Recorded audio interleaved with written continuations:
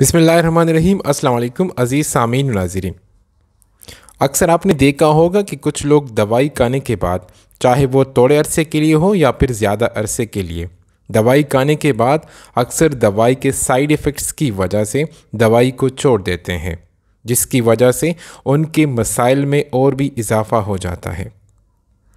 या तो दवाई खाने के नतीजे में साइड इफ़ेक्ट्स ज़्यादा हो जाते हैं और या फिर दवाई का असर ही कम पड़ जाता है। तो ऐसे कौन से अवामिल और कौन से फैक्टर्स होते हैं जिसको नज़रअंदाज नहीं करना चाहिए, उनमें चंद ज़रूरी और अहम पॉइंट्स आपको आज मैं इस वीडियो में बताऊंगा। अगर आप चाहते हैं कि जो मेडिसिन आप खा रहे हैं उसका इफ़ेक्ट्स भी अच्छा हो और उसके साइड इफ़ेक्ट्स कम हो, तो आपको कुछ चीज़ें आज से फॉलो करने पड़ेगी।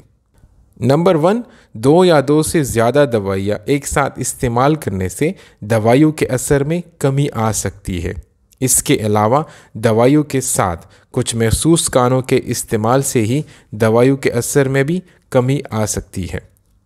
इसको हम मेडिकली ड्रग और ड्रग फूड इंटरेक्शन का नाम ही देते हैं। कभी कभार इस तरह के ड्रग और ड्रग फूड इंटरेक्शन बहुत नुकसानदेह भी साबित हो सकता है। मिसाल के तौर पर, अगर आप दिल की बीमारियों के इलाज के साथ साथ एंटी डिप्रेसेंट्स की मेडिसिन भी खाते हैं तो ये दिल की दवाइयों के असर को कम करेगी।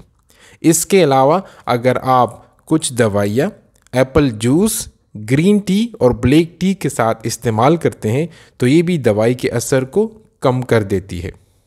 नंबर 2, दवाई को और बिलखुसूस गोलियों को कट करके या फिर इसका पाउडर बनाने से या फिर 2 हिस्सों में तकसीम करने से उसके असर में काफ़ी हद तक कमी आ सकती है, क्योंकि आजकल ज़्यादातर दवाइयाँ गोलियों की शक्ल में फ़िल्म कोटेड फॉर्म में आती है।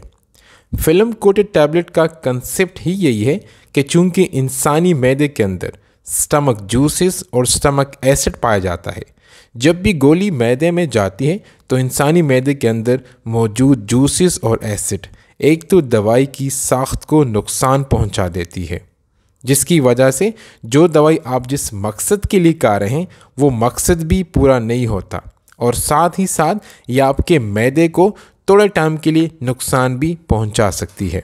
तो अगर आप इस टैबलेट यानी गोली को तोड़ करके खा रहे हैं तो इसमें आपको फ़ायदा कम और नुकसान ज़्यादा हो सकता है।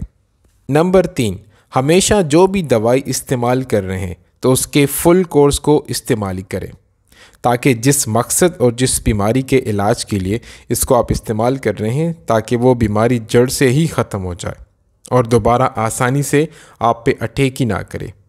जैसा कि अगर आप कोई भी एंटीबायोटिक्स इस्तेमाल कर रहे हैं तो कोशिश कीजिए कि आप उसकी फुल कोर्स को ही इस्तेमाल करें, ताकि जिस्म में दवाई की इतनी मिकदार हो कि जिस्म के अंदर मौजूद जरासीम भी मर जाए और आपके जिस्म को इतनी इम्यूनिटी मिल जाए कि नेक्स्ट टाइम पे अगर इस तरह के जरासीम आपके जिस्म पे अटैक करे तो आपका जिस्म आपको उस बीमारी के मुताबिक क़ुव्वत मुदाफ़ियत फराहम करके आपको उसी बीमारी से बचा के रखे। नंबर 4, अगर गलती से दिन में जो दवाई खाते हैं वो दिन में आप भूल चुके हैं तो याद आने पर ऐसा हरगिज़ ना करें कि दूसरे दिन गूगल से पढ़कर या फिर ख़ुद से गिस लगाकर डबल डोज एक साथ ले लें, क्योंकि कुछ हालात में ऐसा पॉसिबल भी होता है, लेकिन ये टोटली डिपेंड करेगा कि दवाई आप कौन सी इस्तेमाल कर रहे हैं और कौन सी हालत है और या फिर कौन सी बीमारी के लिए कौन सी दवाई आप इस्तेमाल कर रहे हैं। नंबर 5, दवाई को हमेशा टाइम पर ही इस्तेमाल करने की कोशिश करें।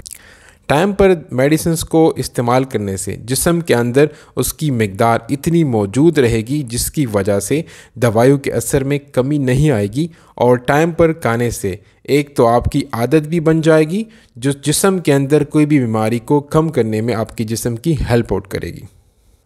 नंबर 6, दवाई खाने से अगर कोई साइड इफ़ेक्ट सामने आता है तो उसको नोट करके अपने साथ रिकॉर्ड के तौर पर या तो याद रखें या फिर उसको एक पेज पे लिख लें, ताकि नेक्स्ट विज़िट में आप अपने मुतालिका मुआलिज को उसके बारे में सही तौर से आगाह करें।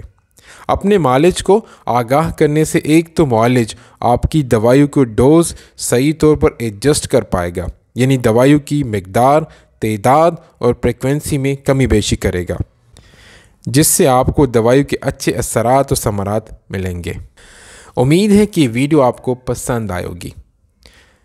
अपने आप का और आसपास लोगों का बहुत ही ख्याल रखें। मुझे अपने दुआओं में याद रखें। इंशाल्लाह मिलते हैं एक नेक्स्ट वीडियो में एक नेक्स्ट टॉपिक के साथ। तब तक अल्लाह निगहबान।